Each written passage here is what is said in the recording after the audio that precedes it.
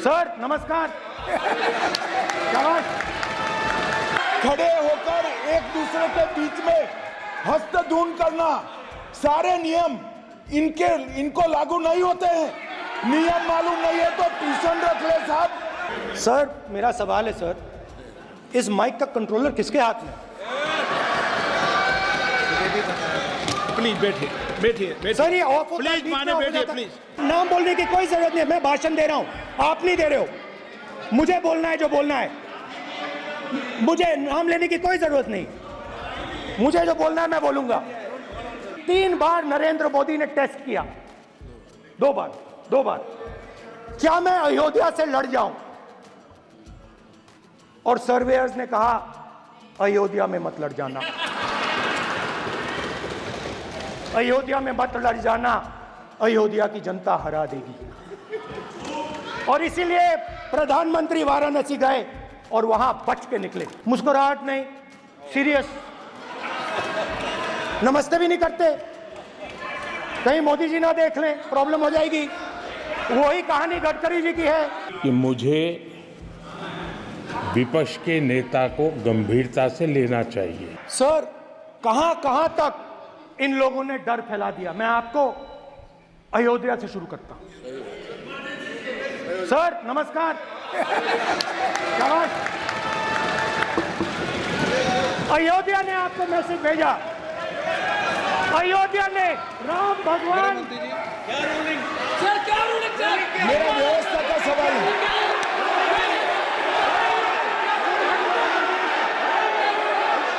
इस सदन के नियमों की पुस्तिका, इससे कुछ सदस्यों को क्या मुक्ति दे दी गई है? आपके गाइडेंस के बाद भी बार बार तस्वीर बताना, पूरे बीजेपी को हिंसा कर रही है ऐसे कहना, खड़े होकर एक दूसरे के बीच में हस्तधून करना, सारे नियम इनको लागू नहीं होते हैं। नियम मालूम नहीं है तो ट्यूशन रख ले साहब। सदन इस तरह से नहीं चल सकता है। ये सदन, मेरा आपसे आग्रह है कि ये सदन ऑर्डर में रहना चाहिए, नियमों के अनुसार रहना चाहिए। ये हम सभी सदस्यों का आपसे विनंती है। ठीक है सर। एक मिनट प्लीज। माननीय सदस्यगण, आप ही किताब राम बताओ। भगवान की तो जन्मभूमि ये ने अपेक्षा करता हूं कि अपन इसके नियम प्रक्रिया चले। नो, सब चले। नो सर मेरा सवाल है सर, इस माइक का कंट्रोलर किसके हाथ में? प्लीज बैठिए सर ये ऑफ होता है, प्लीज बीच माने में ऑफ हो बैठिए जाता है। प्लीज। ये बार कई बार विषय उठ गई और बहुत गंभीर, और माननीय सदस्य आप प्रतिपक्ष के नेता हैं, आप सदन के बाहर भी ये बात कहते हैं कि माइक बंद कर देते हैं। मैंने कई बार आग्रहपूर्वक किया कि आसन पर इस तरीके का आरोप नहीं लगाएं। नो प्लीज बात सुनिए। आसन पर सभी दल के प्लीज, आसन पर सभी दल के लोग बैठते हैं और सभी दल के लोग सभापति तालिका पे हैं और सब जानते हैं कि एक व्यवस्था होती है, जिस भी माननीय सदस्यों को आग्रह किया जाता है बोलने का वो बोला जाता है, और जिसको आग्रह नहीं किया जाता उसका माइक चालू नहीं होता। आप बोलने के लिए खड़े, आपका माइक कभी बंद नहीं हुआ, कभी बंद नहीं हुआ। आप अगर आसन में जो भी विराज रहे हैं वो अगर आपका नाम नहीं पुकारते हैं तब माइक चालू नहीं होता।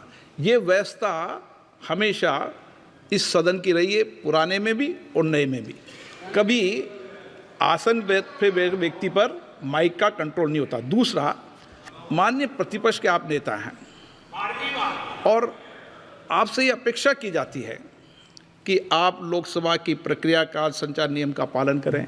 मेरे भाषण के बीच में सच्चाई है कि माइक ऑफ हो जाता है। मैं क्या करूं, हो जाता है वो।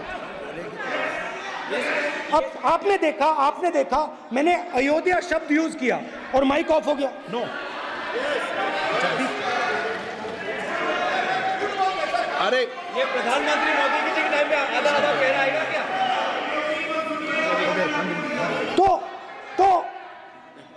अयोध्या ने राम भगवान की जन्मभूमि, प्लीज ब्रदर, राम भगवान की जन्मभूमि ने बीजेपी को मैसेज दिया, और ये आपके सामने मैसेज बैठे हुए हैं। मैंने इनसे पूछा, कल कॉफी पी, इनसे मैंने पूछा बताइए, मैंने पूछा कि बताइए ये हुआ क्या। बीजेपी ने राम मंदिर का इनॉग्रेशन किया, बोलने दीजिए, राम मंदिर का इनॉग्रेशन किया। अरे भाई आप हार गए, उसको सहन करिए। नाम बोलने की कोई जरूरत नहीं है, मैं भाषण दे रहा हूं, आप नहीं दे रहे हो। मुझे बोलना है जो बोलना है, मुझे नाम लेने की कोई जरूरत नहीं, मुझे जो बोलना है मैं बोलूंगा। तो अयोध्या ने मैसेज दिया और मैंने इनसे पूछा कि हुआ क्या, और इनका जवाब आया। मैंने उनसे पूछा कि आपको कब पता लगा कि आप अयोध्या में जीत रहे हो, और आपने कहा पहले दिन से मुझे पता था। सही बात। और मैंने कहा ये क्या हुआ, उन्होंने कहा राहुल जी अयोध्या में एयरपोर्ट बना, अयोध्या की जनता से जमीन छीनी गई और आज तक उन्हें मुआवजा नहीं मिला है। उन्होंने कहा, सही बात, उन्होंने कहा कि अयोध्या में जो भी छोटे छोटे दुकानदार थे, जो भी छोटी छोटी बिल्डिंग्स थी, उन सारों को तोड़कर गिरा दिया गया और उन लोगों को सड़क पर कर दिया गया। इन्होंने यह भी कहा कि अयोध्या के इनॉग्रेशन में अयोध्या की जनता को बहुत दुख हुआ, क्योंकि इनॉग्रेशन में अदानी जी थे, अंबानी जी थे, मगर अयोध्या का कोई नहीं था। और ये कारण था कि अयोध्या की जनता में, उनके दिल में नरेंद्र मोदी जी ने भय डाल दिया। उनकी जमीन ले ली, उनके घर गिरा दिए,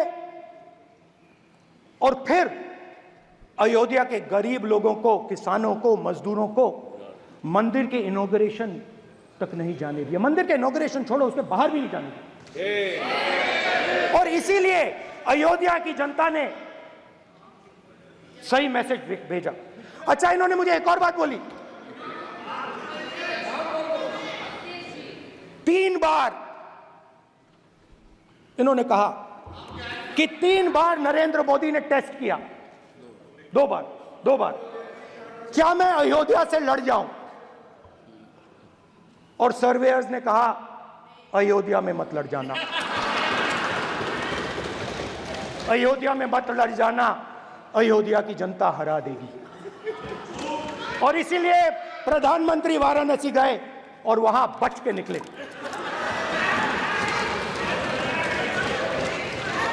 तो अयोध्या की जनता को डराया, पूरे देश को डरा दिया। मैं आपको बताता हूं, आज सुबह में आया, राजनाथ सिंह जी ने मुस्कुरा के मुझे नमस्ते की, और मोदी जी बैठे हैं, मुस्कुराहट नहीं, सीरियस,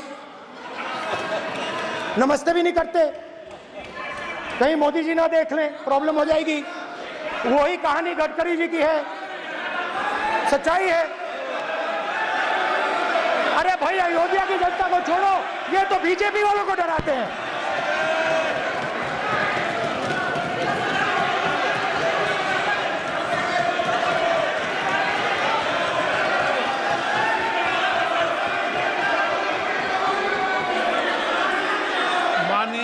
सर क्या है? माननीय प्रतिपक्ष के नेता, एक मिनट। माननीय प्रतिपक्ष के नेता, आप सदन के वरिष्ठ नेता हैं। मेरा आपसे आग्रह है कि राष्ट्रपति अभिभाषण पर डिबेट हो रही है, इसकी गरिमा, राष्ट्रपति अभिभाषण की गरिमा रखे ना। ये तो अपेक्षा आपसे सब करते हैं कि आप राष्ट्रपति अभिभाषण पे बोले, नीतियां पे बोले, कार्यक्रमों में बोले। आप व्यक्तिगत रूप से नहीं, अगर आप ये उचित मानते हैं क्या? स्पीकर सर, ये उचित है? अगर आपकी पार्टी इसको स्पीकर सर। उचित मानती है तो मुझे कुछ नहीं कहना। स्पीकर सर, माननीय अध्यक्ष जी, लोकतंत्र ने और संविधान ने मुझे सिखाया है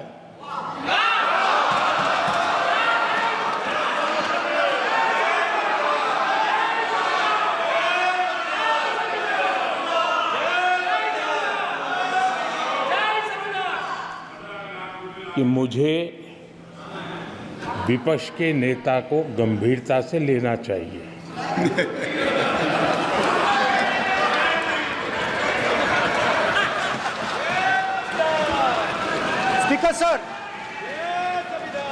स्पीकर सर, आपने कहा कि डिबेट प्रेसिडेंट्स एड्रेस पे होनी चाहिए। ये जो मैंने किया है, अनुराग ठाकुर जी ने अयोध्या की बात की थी, अनुराग ठाकुर जी ने सनातन धर्म पर आक्रमण की बात की थी, इसीलिए मैंने ये किया है। मैं दिखाना चाहता हूं कि अयोध्या में क्या हुआ, अयोध्या की सच्चाई क्या थी। प्रेसिडेंट्स डिबेट में उन्होंने बात उठाई थी, मैंने बात बंद की है। प्रधानमंत्री जी को अच्छी नहीं लगी।